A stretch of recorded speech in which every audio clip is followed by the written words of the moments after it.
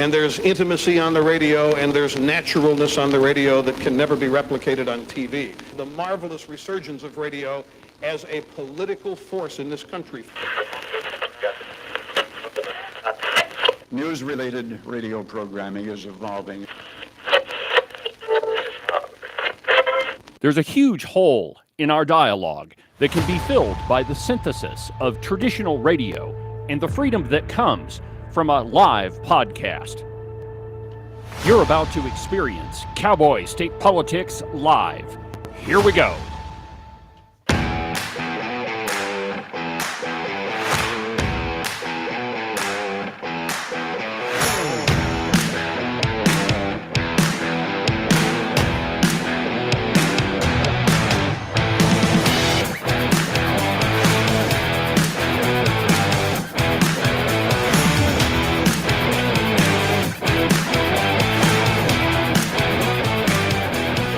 Good morning, my friends, and welcome to another incredible installment from very high above all the puerile and insipid forms of Wyoming mainstream media.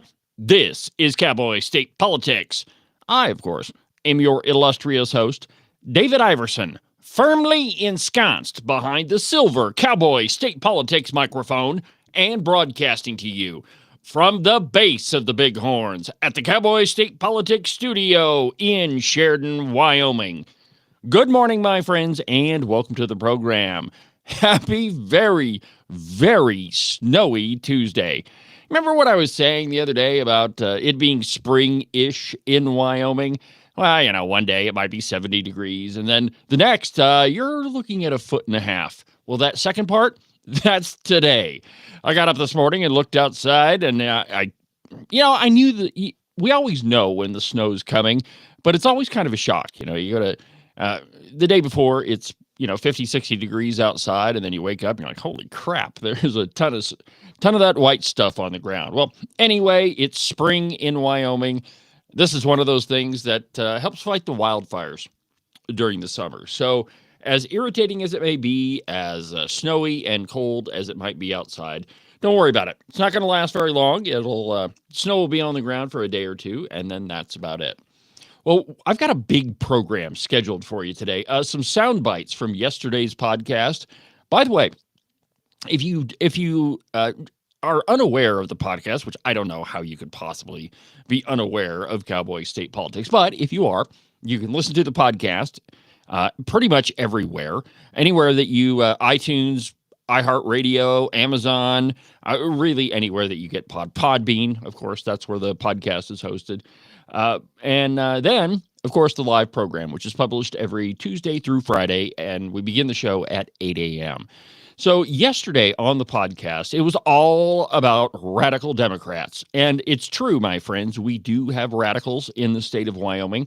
And if you think that somehow, because a Democrat lives in Wyoming, that magically makes them a little bit more sane, you are off your rocker.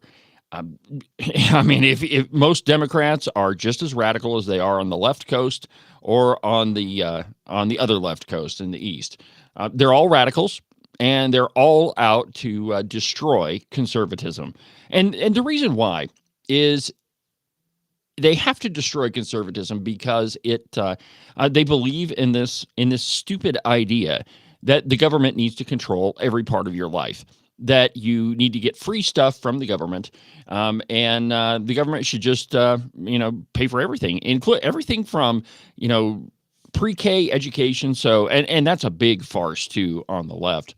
We recently passed that Senate file or a House Bill 199, which I'll admit is a good step towards free school choice or free school or whatever, however they put it. It's Tuesday morning, my friends. I'm still kind of getting at it here, but it was a good first choice. But the problem is there was a giant amendment added to it for universal pre-K. In other words, raising your kids for you. Kindergarten begins at around 7-ish, 6 or 7 years of age. And so now they want pre-K from 4 years old all the way up till 7. It's just another way to indoctrinate your children. And, it's I know that I have an unpopular view of House Bill 199. Everybody was really excited about it. But the truth is, it's just another way to indoctrinate your kids. Well, there are leftists in Wyoming that believe in everything from that to free subsidies for green energy, just gobs and gobs of tax money being thrown just about everywhere. And the truth is, when you talk about subsidies and green energy, and we shouldn't even call it green energy because it's really not. But just tons and tons of taxpayer money. And there are also attempts to infiltrate one side or the other. Well, on yesterday's installment of the podcast, I told you about a Sheridan County Democrat meeting. I think it was their county central committee meeting, but don't quote me on that, in which a guy named Gabriel Green spoke up during the meeting. And here is what he had to say. Mother knows that certain nonprofits work for certain political sides.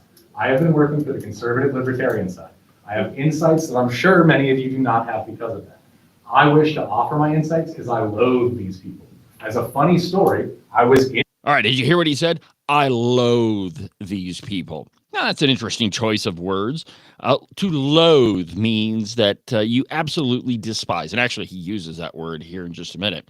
But he's speaking at a Democrat meeting in Sheridan, Wyoming, and he says that he used to work for a conservative outfit. So what I'm telling you is there are people who infiltrate either side of the group either way. It just so happens that our side's a little bit better at figuring that out. But here's the rest of what he has to say. In the room with the Freedom Caucus when a guy named Bylaw Bill came and taught them confrontational politics and how to use procedures to stick it to the rhinos. They did a mock session where they had a rhino group, a Democrat group, and the real Republican group. They pledged allegiance to a flag on the end of my boot because these people are into hollow symbols, I kid you not. And during that, when they mocked you, their main approach was this: won't someone think of the children? And it was a laugh line. Don't poor kids deserve quality education? And it was a laugh line. It sickened me. I have never been a Republican because that party has never stood for me for as long as I have existed. But okay, all right, I've had enough of this idiot. Well, anyway, his name is Gabriel Green, and he's telling a story to the Democrats about how he infiltrated a Freedom Caucus event. Well, the truth is, it was not a Freedom Caucus event. I'm sure that there were Freedom Caucus members there, but the whole thing was put on by this group named Young Americans for Liberty. They're ostensibly a conservative group. The Wyoming media made them out to be the big boogeyman in the last election because they did spend the most amount of money out of everybody, which I don't even really believe that. I think that Americans for Prosperity probably way outspent them. But in any case, Young Americans for Liberty was kind of the bane of conservatives' existence during the last election. All the campaign mailers they sent out had errors on them. They had pictures of people from other states. They didn't do their research. Names were misspelled. And I mean, really not helpful in any way. So the truth is that this bylaw bill character that Gabriel Green is talking about invited him, that is, Gabriel Green, to be in the event. It wasn't that Gabriel Green was hanging out with a bunch of Wyoming conservatives and then this bylaw bill guy came in. That's not how it happened at all. Sources have told Cowboy State Politics this morning that it was all a Young Americans for Liberty thing. Fortunately, though, we've taken care of Mr. Gabriel Green on the conservative side, and pretty soon. And I'm not in the habit of doing favors for Democrats, but I'm probably going to do one for them in this case and just expose this Gabriel Green character for everything he's cracked up to be, or not. The other thing he's been doing in Sheridan, and I went into this in the podcast, is he's been writing letters to the editor, kind of nonsensical. The guy's a perfect example of a grifter. What you heard there was him in salesman mode, and so we just got to watch out for these characters that are just trying to make money any way that they can. They don't have any principles. And I don't know. I mean, Gabriel Green, you're welcome on Cowboy State Politics anytime you like. You just say the word, pal, and we'll sit down and talk. So, you can talk about your principleless ideology or whatever it is that kids are calling it these days. So I guess, a little correction from yesterday's podcast that, he was at an event, but it wasn't sponsored by the Freedom Caucus. So only slightly wrong there. Let's get to the stack of stuff here. During the legislative session, we heard several members of our legislature, not out and out claiming that illegal immigration is not a problem, but kind of insinuating that, we really don't have that big a problem in Wyoming. To the cow pie, in an article entitled State Trooper Arrests Suspected Illegal Immigrant with 18,000 Rounds of Ammunition, and what the headline doesn't say, and a small quantity of cocaine. And I quote, a Wyoming state trooper caught an illegal immigrant traveling through Wyoming with 18,000 rounds of rifle ammunition and a small amount of cocaine, the documents allege. Charged on Friday with being an illegal alien in possession of ammunition, Ricardo Paez Quiones could face up to 15 years in prison and a $250,000 fine and or deportation if convicted. I'd say with the Trump administration, Mr. Quiones is probably on his way out. The Office of the U.S. Attorney for Wyoming said it was not able to furnish his country of origin or age Monday since he hadn't made a court appearance yet. But the Wyoming Highway Patrol, Nathaniel Philpott, was sitting in his patrol vehicle in the median of Interstate 80 near Rawlins on Wednesday when he noticed a vehicle traveling 89 miles an hour in a 75-mile-an-hour zone. The vehicle, which the affidavit doesn't describe, pulled off the interstate, and the state trooper walked over to him. After repeated attempts to ask him if he could search the vehicle, Mr. Quiones said, well, you can open up the doors in the trunk, but you can't dig around. That's when they called in the drug dog, and the drug alerted to the presence of narcotics, and they ended up arresting him. But the real point of this story is that we do have problems with illegal immigration in the state of Wyoming. Every state is a border state now, and I don't think that anywhere in the country is safe from these guys, and certainly not on I-80. It's one of the main corridors running east to west in the country, and the same holds true for I-25 and I-90. That's a straight line all the way down from the south, all the way up to through Montana.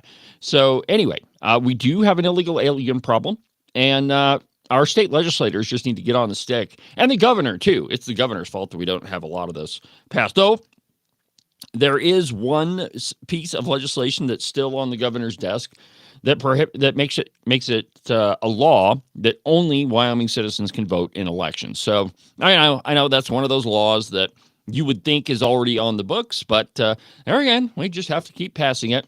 But anyway, lots of stuff with illegal immigration going on. The GOP has to, and there's this. Well, let's see here. You know what? It's a little bit early, but let's go ahead and take a break. And when we come back, we're going to talk about this whole idea of judicial review. That's this whole thing that's going on with the Trump administration where random judges are just thinking that they can write law for the rest of the state. District judges at the local level telling the whole country what to do. Now, we'll talk about why that's a load of bull crap here in a minute. More after the break.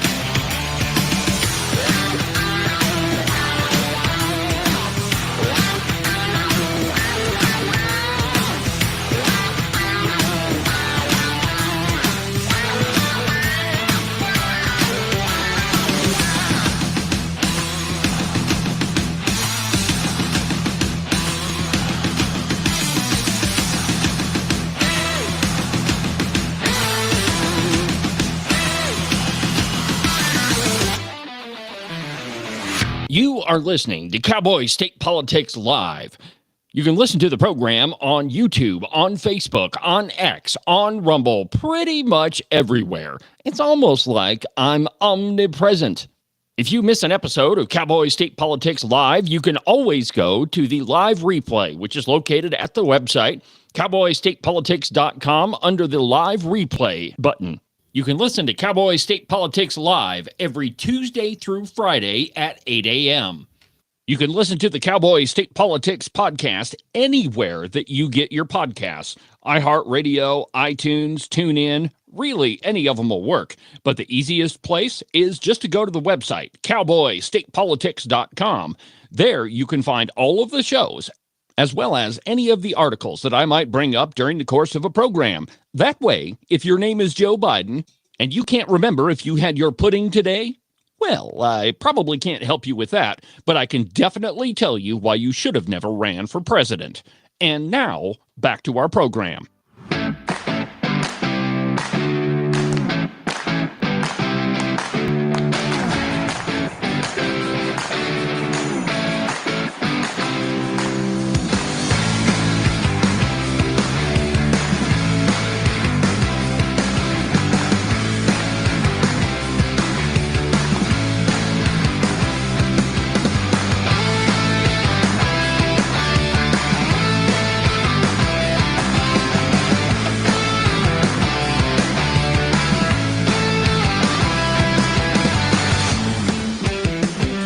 Welcome back to the program, Cowboy State Politics. I'm your host, David Iverson, behind the silver Cowboy State Politics microphone, doing what I was born to do each and every day with talent given to me by God himself. Welcome back to the program, my friends. Cowboy State Politics live on YouTube, on Facebook, on X, and on Rumble. It's almost like I'm omnipresent, which is pretty much the case. Now, if you want to be part of the program, the phone number in the studio is 307-374-8989. 307-374-8989. If you'd like to be part of the program, if there's something that's on your mind, go ahead and give me a call, and we'll talk about it.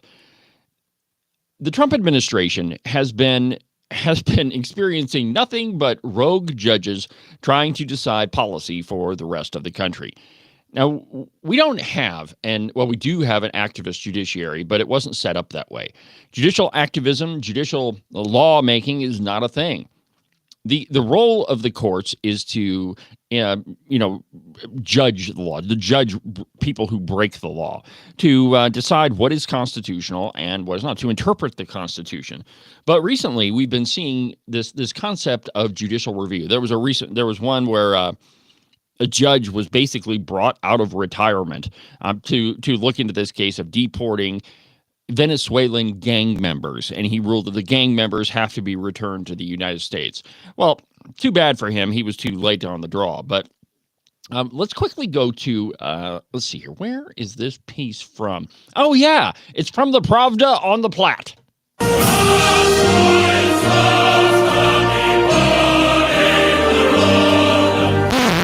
In an op-ed entitled, GOP Must Rediscover the Importance of Judicial Review, first published in the Las Vegas Review-Journal.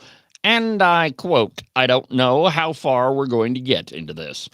The White House denies that it violated a judge's order Saturday to halt the deportations of alleged Venezuelan gang members to El Salvador. CNN senior legal analyst Ellie Honig breaks down how to determine if the Trump administration defied the court order. Republicans have rightfully criticized Democrats in recent years for leaning on the Supreme Court in an effort to intimidate the justices into supporting a progressive agenda. It's unfortunate that some members of the GOP now exhibit a similar intolerance of judicial independence. First of all, judicial independence, that's a concept that the left is trying to stretch to the nth degree. Now, here's where they're kind of right about it.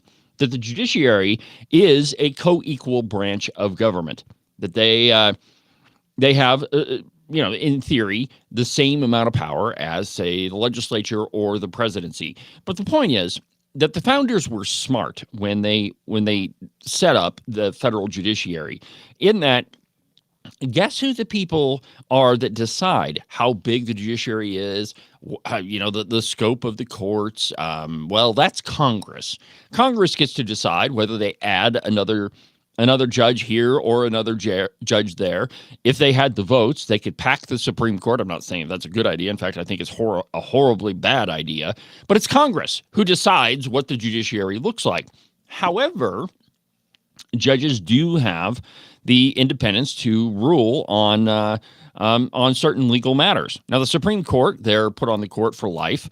There are other federal judgeships that are for life, and then there are district court judges that have to come up for, retention. In the state of Wyoming, when you go to the polls, invariably, just about every year, you'll see a little section, should Judge so-and-so be retained? If that judge's name is Ed Buchanan, you should mark no. Well, the truth is, I vote no on all judge retention, simply because I don't think one single person who happens to dress in black needs to sit and judge cases for the rest of their life. There are other people who are very well qualified to sit on the bench, and I just don't think that judges who have to stand for retention should be there for life.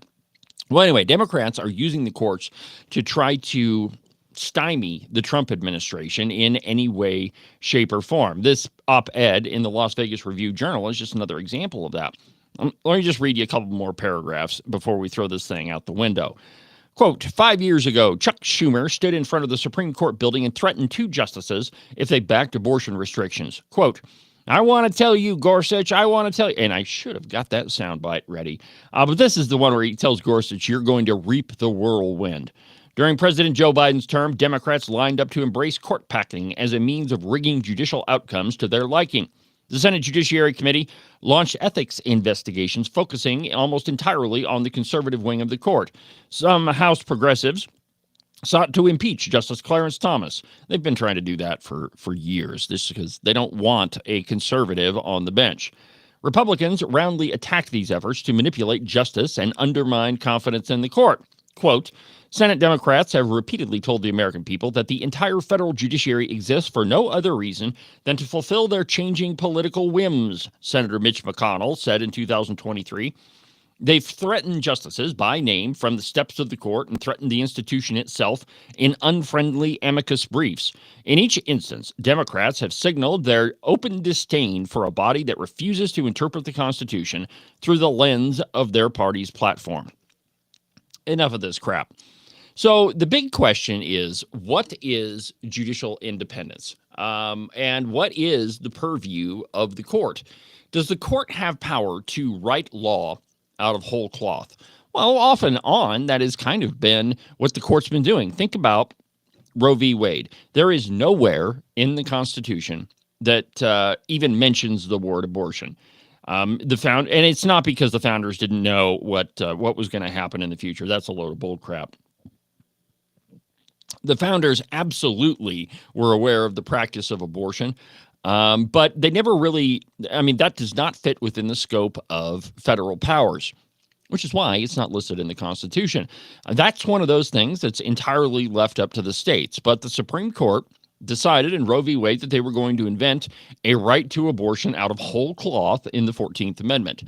It's a stretch to say the least, and fortunately, the Supreme Court has overruled Roe v. Wade, or overturned Roe v. Wade. But it's a perfect example of writing law out of whole cloth, which is exactly what a lot of these judges are trying to do right now, saying that the Trump administration has to return Venezuelan gang members who are not citizens of this country and fall directly under the purview of the presidency. The president absolutely has a right to enforce our laws. He's the head of the executive branch, or the branch that carries out the laws that Congress writes. So it's judicial activism all the way, and I don't think that conservatives really should embrace this idea of judicial review. That's something that happened with Marbury versus Madison, and it's this is one you were probably taught in school, and conservatives like to use this decision. But let me explain why it's not necessarily a good thing. Now, you've probably heard the phrase from one conservative or another that any law that is against the Constitution is no law at all. Okay. While in principle, I absolutely agree with you that if it's repugnant to the Constitution, that's the phrasing used in Marbury versus Madison. Now, if a law is repugnant to the Constitution, no, it's not law at all, because the Constitution is the supreme law of the land. That's one of the reasons why we have the Supreme Court, to adjudicate cases based upon the Constitution and to some degree, interpret what the Constitution means. Now, we have, over the years, we've had different judges who have a different philosophy of the Constitution. There are some that believe that the Constitution is a living document. I'm sure that you've heard that phrase before, that it changes with the times. That, new times, new things, we got to interpret the Constitution in new ways. And then there are contextualists and originalists. Example of that would be Antonin Scalia. He famously said that the Constitution says what it says, it means what it means, and it doesn't say what it doesn't say. Good example of that is the Second Amendment. Shall not be infringed. Okay, that's pretty specific. But there are other parts of the Constitution that are not nearly as specific. So take, for example, all right, what the heck is this cruel and unusual punishment thing? Well, at the time, the founders were smart enough to know that punishment was going to change over the years, and what may not be cruel and unusual when the Constitution was signed may definitely be cruel and unusual now, which is why it's left entirely vague. But if you compare those two things, that some of the things that are in the Constitution are very, very specific, and other things are incredibly vague. That shows you the brilliance of the founders, knowing that things are going to change, and they wanted a document that would stand the test of time. On Mark Levin's radio show yesterday, he talked about the idea of judicial review. And while I didn't pull a soundbite, here's one of the things that he posted on X. Quote, "Speaking of old laws, not only is the Constitution an old document, as Tom Homan smartly remarked." Tom Homan was talking about the president's use of the Alien Act from, I believe it was like 1789. But so is the Supreme Court's 1803 decision in Marbury versus Madison, in which the Supreme Court seized for itself the power to make final judgments on what is or is not constitutional, which is referred to as judicial review. Thus, these lower courts, which are not in the Constitution and are created by an act of Congress signed by the president, are exercising a power that is not in the Constitution. You would think that these lower court judges would show restraint, but instead, they've gone rogue. And what Mark Levin is saying here is that the only court that's listed in the Constitution is the Supreme Court. And really, there's not that much in there about it. None of the lower courts are listed in the Constitution. In fact, with the exception of the Supreme Court, the entire court system is created by the legislature or the legislative branch.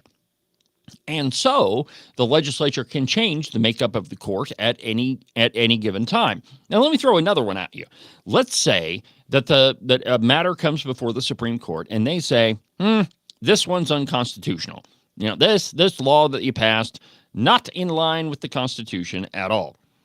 Well, all Congress has to do is go back and rewrite the law and make it constitutional, pass it again, the president will sign it again, and boom, there's no problem with the court. So, yes, the courts are independent, and they need to be, but it is Congress that created the lower court system, and these lower courts, district courts, federal appeals courts, all of those, none of them really have the luxury of, or the mandate, that's probably a better word, the mandate of judicial review. That's the purview of the Supreme Court. It is not the purview of lower courts. And, you know, and there was another good piece by Daniel Horowitz published in The Blaze. Let me see if I can find it here for you. This one is, Daniel Horowitz, I really like his writing. I think he does a really good job, and he likes to pay attention to Wyoming, one of the few journalists in the country that actually does pay attention to the Cowboy state. But this one is entitled, "Trump Must Defy Rogue Judges or Risk a Failed Presidency." And I quote, "If a federal judge told President Trump to deliver a specifically curated speech and then pull down his pants on live television, should he comply? No. If he refused, would that trigger a, quote, constitutional crisis? If you pay attention to the left, the answer might very well be yes. The only constitutional crisis we face is the erroneous idea that the judiciary is atop the food chain rather than on equal footing with the two other branches of government.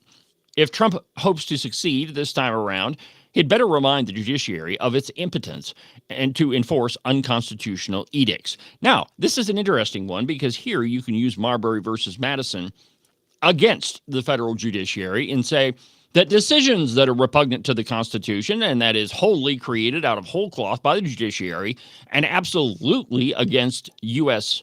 Law are not law at all, and a judge doesn't have any jurisdiction to decide on that. Granting courts ultimate veto power over public policy creates a judicial supremacy the founders never intended. Federal judges have repeatedly attempted to restrict Trump's presidential authority with overreaching demands. They have ordered the administration to fund private foreign aid organizations, reinstate specific personnel, and publish designated information on government websites. In one case, a judge even directed the Secretary of Defense to retract a statement on the Pentagon's policy regarding transgender troops. Think about that. A federal court telling a presidential appointee that he has to retract a statement. Even though you may work for the executive branch, I'm pretty sure that you have the freedom of speech. And it's amazing that a federal court went so far as to say, you have to retract that. And over the weekend, U.S. District Judge James Boasberg attempted to block the deportation of violent gang members under the Alien Enemies Act. Gang members who are not citizens, who never were citizens, who are committing crimes, and there I go, pushing the wrong button again, committing crimes, and it's absolutely within the power of the president to remove them. But this federal judge is saying, oh, no, you got to turn that plane around and bring them back. Amazing, my friends. Saw a meme over the weekend that says a judge ordered the astronauts to return to the space station. It's that ridiculous. We'll continue after this.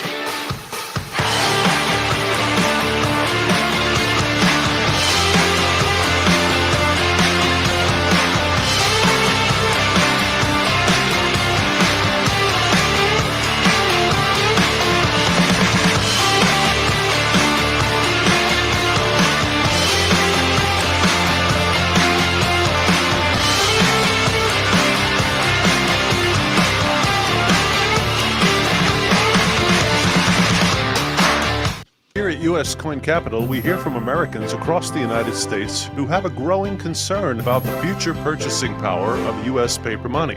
Many Americans are looking for an alternative for long-term capital. For more than 35 years, the people at U.S. Coin Capital have educated American investors on how to properly accumulate United States gold and silver coins. Call us at 1-800-878-2646 or visit us on the web, uscoincapital.com. Make sure that you subscribe and follow the Cowboy State Politics podcast. You can do that from the website, cowboystatepolitics.com, or anywhere that you get your podcasts. That way, you'll make sure that you won't miss a single episode of Cowboy State Politics. Some say standing up for what you believe in is being extreme. Ask any woman in Wyoming. They'll tell you this is called courage.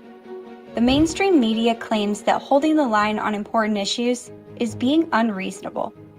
My mom taught me this is called staying true to our principles. In other places, people argue you always have to compromise to get something done. Here in Wyoming, we know that some things are worth protecting at all costs. Some say it's time we give up on the values that made our state great to accommodate toxic culture. I say it's time to stand tall and protect the values that have served Wyoming well for over 134 years. Join Honor Wyoming as we defend and preserve the Wyoming way of life. Find out how you can make a difference today. Visit honorwyoming.org.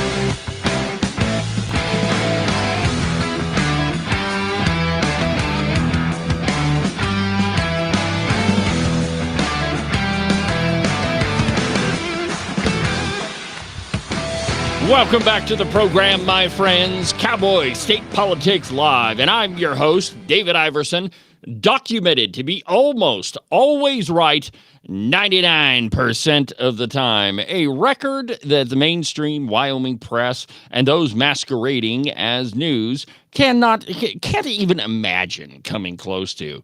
The truth is, it's because they just run with a story and they want to be the first to break it. And, if it bleeds, it leads, but they don't pay any attention to facts. They don't do any research. And so you get left behind if you only pay attention to them. That's why you should listen to Cowboy State Politics and all of that programming coming from this. Speaking of the program, we've got some changes. I've got some changes coming in the coming weeks, and I'm pretty excited about them. I'm not going to tell you too much about it, except to say that there may be a brand new studio being built, or at least some upgrades to it anyway. And it's amazing. The more you do a program, the more you have to continually improve. And we're going to be doing that here at Cowboy State Politics. So I'm excited to tell you about that. In fact, I'm excited to show you what we're up to. But that's going to be coming in a week or so. Still waiting for some equipment to come in, and it's a kind of a work in progress. But I'm excited to tell you about it, and I'm thrilled to be able to show it to you. So anyway, before the break, we were talking about judicial review and how the decision in Marbury versus Madison has been completely stretched out of its bounds. Oh, by the way, if you want to be part of the program, the phone number here in the studio is 307-374-8989, 307-374-8989. If there's something on your mind, give me a call. Okay, back to judicial review. And at Marbury versus Madison, that's a decision that it's one of those that has good parts and bad parts. The good part of it is that any law that is repugnant to the Constitution is null and void. All right, Congress cannot pass a law that is against the Constitution or that the Constitution specifically prohibits. That's one of the reasons why we have the Supreme Court, so they can interpret laws. But the problem is that principle, Marbury versus Madison, has been stretched to the nth degree and now is interpreted as this dumb idea called judicial review that judges can weigh in on anything and they can tell whatever branch, whatever they want to do. Before the break, I told you about how the Secretary of Defense was told to retract a statement. Yeah, that's how far judges are going. So what's next? Will they order Trump to stop threatening Hamas? Will they try to remove the bust of Andrew Jackson from the Oval Office? Will he tell Trump to put up presidential portraits in the White House? Well, I mean, given their track record, I don't think that any of those things, as ridiculous as they are too far out of bounds. Judges have forgotten who they are. Unelected shields against government overreach, not legislative swords that can impose policies. Perhaps, and I'm still quoting from the Daniel Horowitz piece here, perhaps Trump needs to examine that bust of old hickory Andrew Jackson in the Oval Office and recall his likely apocryphal response to Chief Justice John Marshall's ruling in Worcester versus Georgia. John Marshall has made his decision. Now let him enforce it. Exactly, but I think it's probably apocryphal.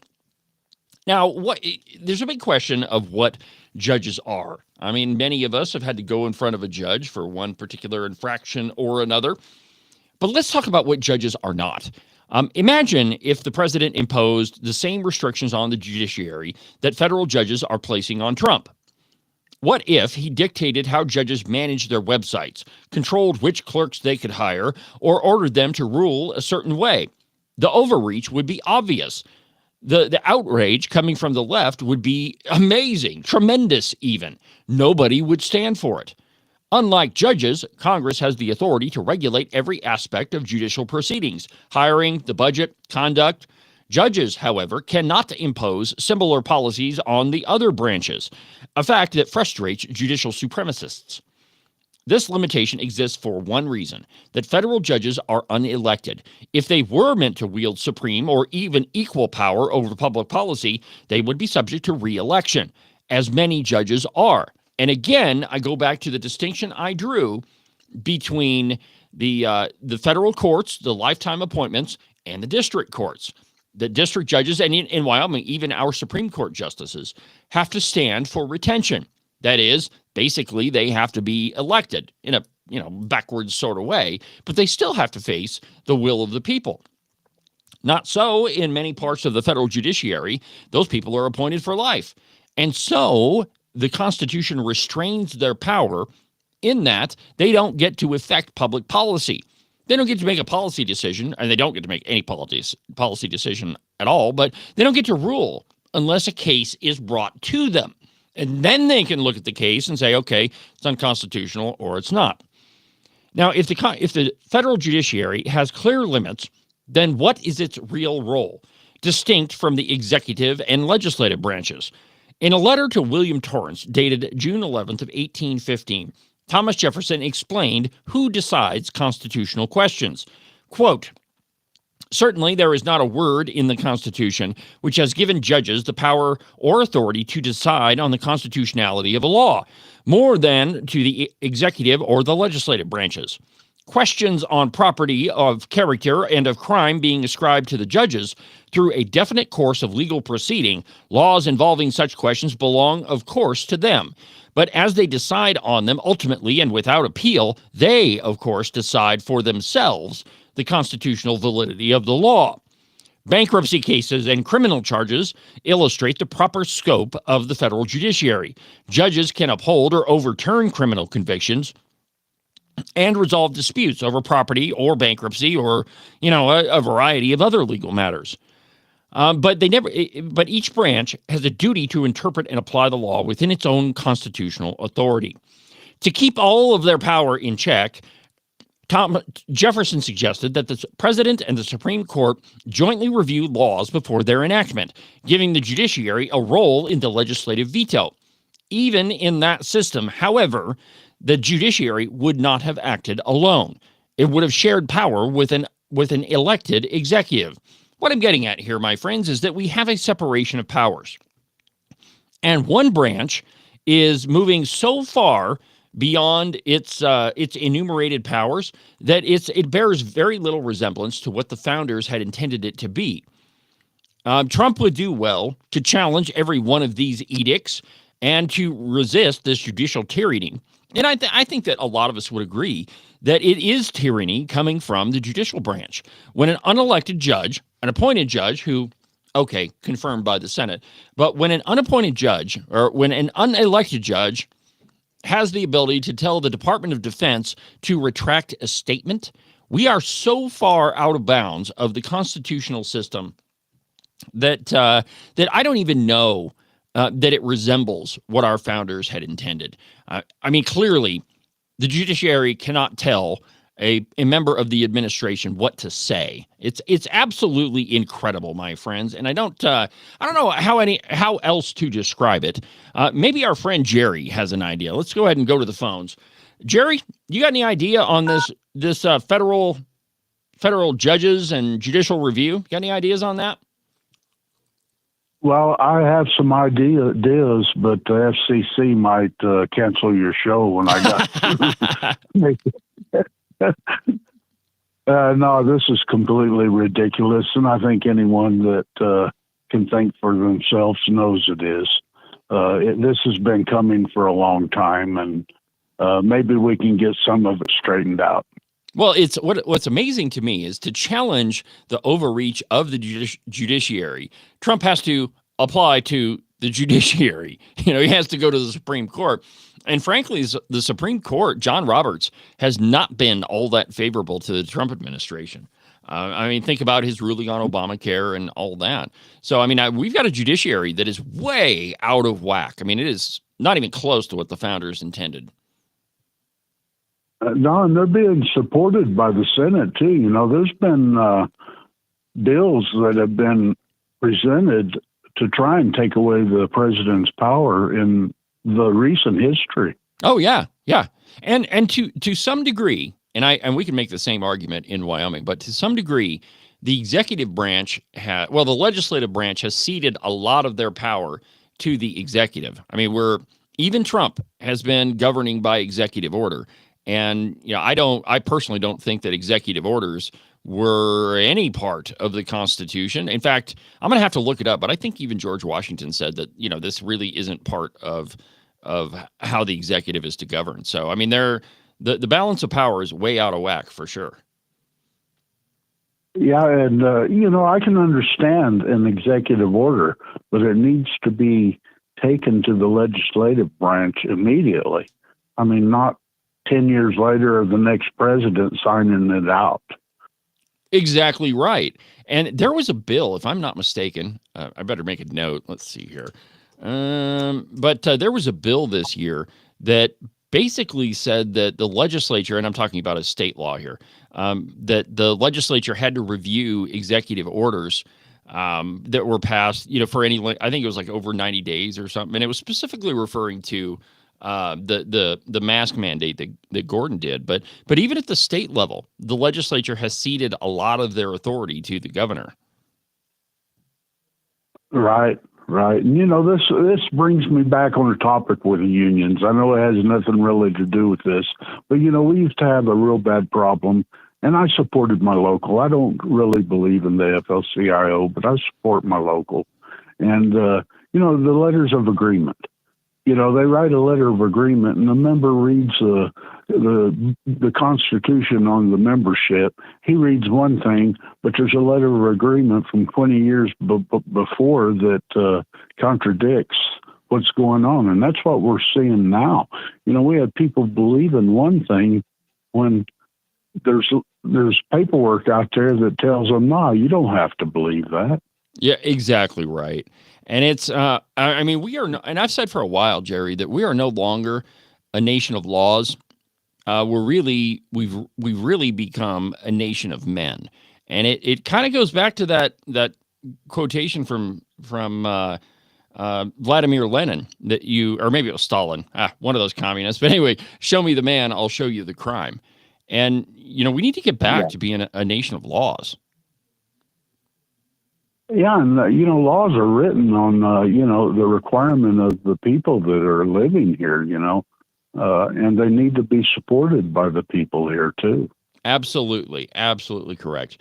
Well, Jerry, I'm coming up on a break, but thanks for calling, my friend, and you have a good day. Try to stay out of the snow. Oh yeah, I think it's coming. Oh, it's already hit here, so I'll send it your way. But have a good day, Jerry. All right, in a minute. God bless our republic. God bless our republic. Well, let's go ahead and take our last break. And when we come back, I've got some news from that Weasel Weissman and Adam Kitzinger. Who can forget those guys? They're just trying to stay relevant. So we'll talk about them in just a second.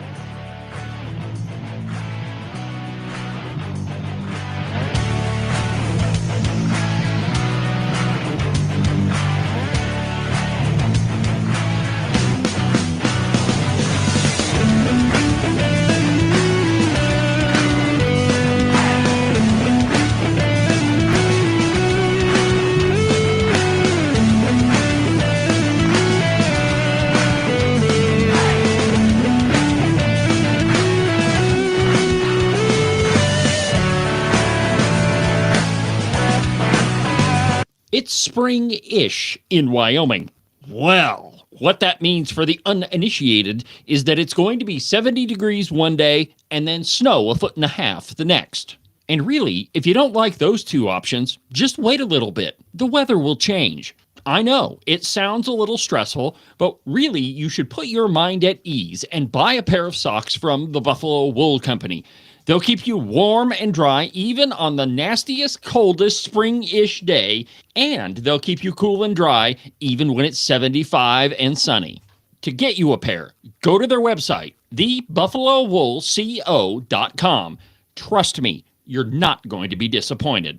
Are you one of those people that said something like this before Trump became president? I have a house in Spain that is going to be ready right after the election. Siberia, Nova Scotia. I'm definitely moving to Canada. Straight to hell. Iceland. France. Asia's pretty cool. And has the past 5 weeks just been more than you could bear? If that's the case, you have come to the right place. All you need to do is call my friend Rebecca Bextel at Compass Real Estate. She has her fingers on the pulse of the real estate market all across the state of Wyoming.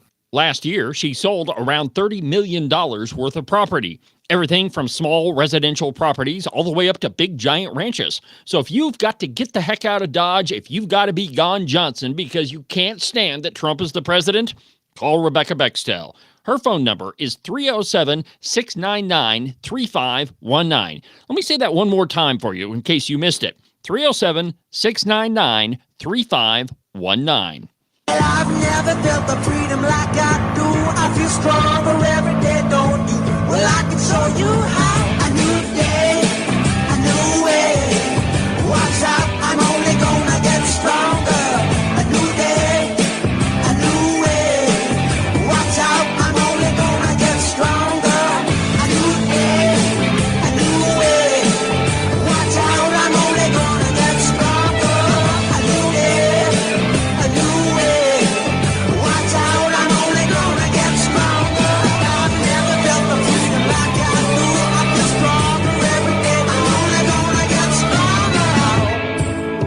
Cowboy State Politics is only going to continue to expand. The podcast, Cowboy State Politics Live, every Monday or every Tuesday through Friday, 8 a.m. to 9 a.m., and maybe a little bit longer.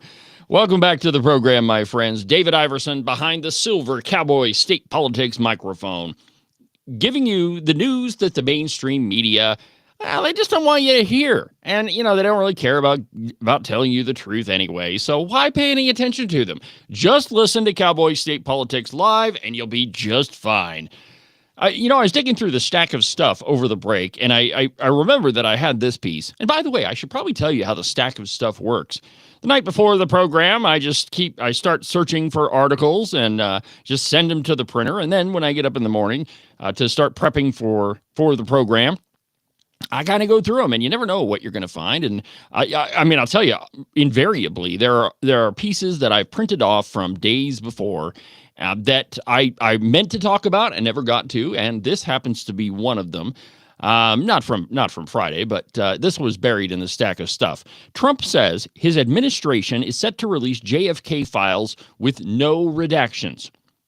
And this is, let's see here, the Associated Press. If you'll remember, in his first term, he was going to release all the JFK files.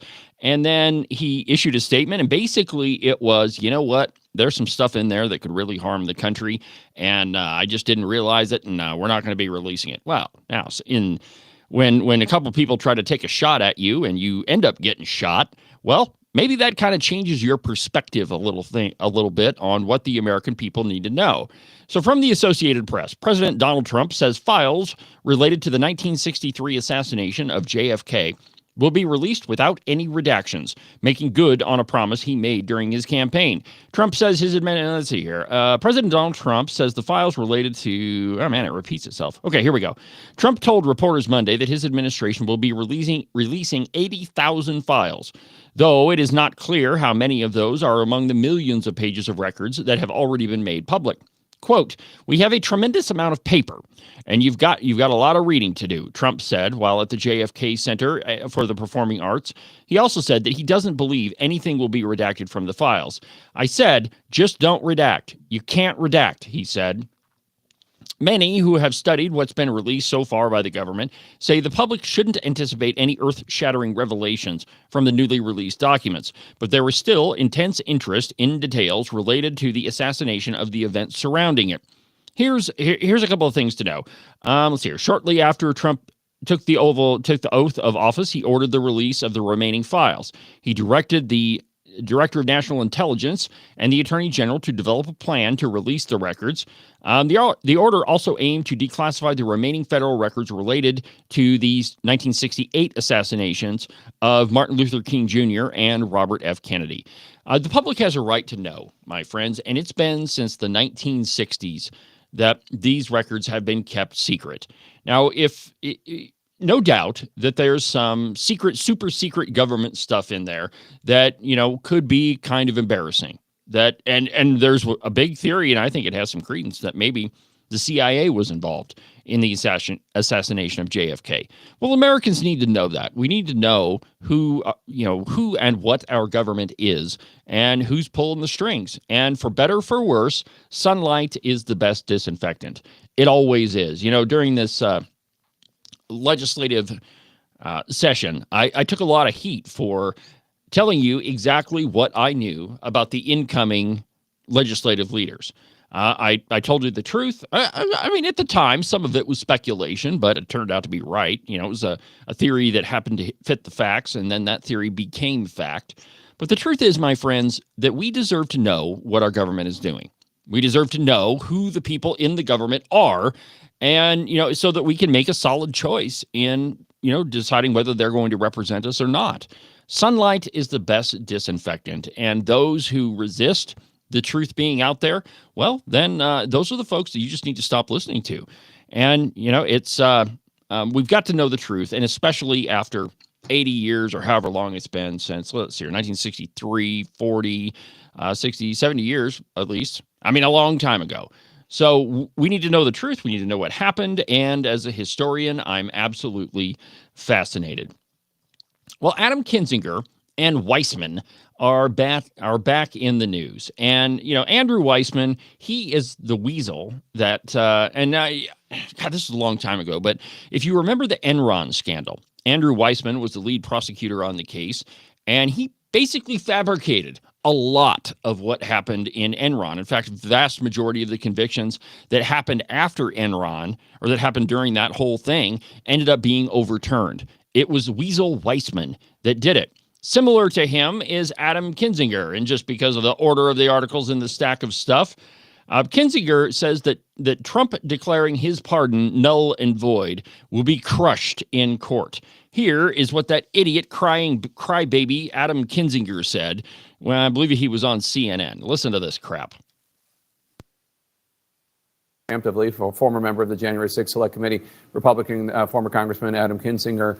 So again, you were pardoned. You didn't ask for a pardon. It was preemptive just in case Trump's Justice Department goes after you and other members of the January 6th Committee. What was your reaction when you saw Trump's post last night declaring your preemptive pardon void and vacant? Well, first off, I'm trying to figure out what he's trying to distract from, because that's what all this is, always a distraction to try to get people's attention, or maybe he hasn't felt like he's gotten enough attention. But look, Jake, it's like, bring it on. Like, honestly. It's like, bring it on, like, Jake, like, bring it on. And he's just trying to distract from something. That's what he always does. Don't look at my pardon. I expect he's going to start crying here in a minute. So, we had an election. I fought against Donald Trump. I wanted Kamala Harris to win. January 6th was a big thing, but America made a different choice. Fine. I'm ready to move on. I'm like, look, we made it very clear what happened on January 6th. America made a decision. There is one person. We made it very clear on January 6th, and then we destroyed everything that could disprove everything we said. Adam Kinzinger is such a piece of crap. I mean, never was a Republican. And that's, again, same problem that we have in Wyoming, my friends. Democrats who put on red coats and then run as Republicans, trying to convince us that they're conservative. And then when they get to Congress, they turn out to be pieces of crap like Adam Kinzinger and Liz Cheney. They were never really Republicans. The only reason they ran as a Republican is so they could get elected. Liz Cheney knew for darn sure that she wasn't going to get elected in Wyoming unless she tried to pretend that she was a Republican. And the truth is, the only thing that she really succeeded in doing, well, in destroying her own career, by the way, and getting us to not recognize her as a Republican, and losing an election by a landslide to Harriet Hageman, all those things too. But really, the only thing that she successfully did was enrich her own family. I mean, it's absolutely amazing that these people don't have the presence of mind to just go away into obscurity. Leave us all alone. Go live your happy life. I'm sure you made a boatload of money in Congress off the backs of the American people. So, I mean, just leave us alone and shut the heck up. But they can't do that. No. They have to have the media attention that they crave. That was probably the main reason that they ran for office. So that's Adam Kinzinger, and we've only got a couple of minutes left in the program. So we'll save Weasel Weissman for tomorrow. Make sure that you don't miss an episode of the Cowboy State Politics podcast. Yesterday's was a great one, going after the Democrats and with some undercover audio. Go listen to it. It's pretty incredible how disorganized and hapless the Democrats are. You can listen to Cowboy State Politics live every Tuesday through Friday. If you miss an episode, go to the website. There's a little button that says Live Replay. There you can listen to every single episode of Cowboy State Politics live until your heart is content. We've burned up another busy broadcast hour on the program. Make sure that you try to stay warm today. Stay out of the snow if you're up in northern Wyoming. But for now, from the base of the Bighorns, I'm David Iverson, and this is Cowboy State Politics.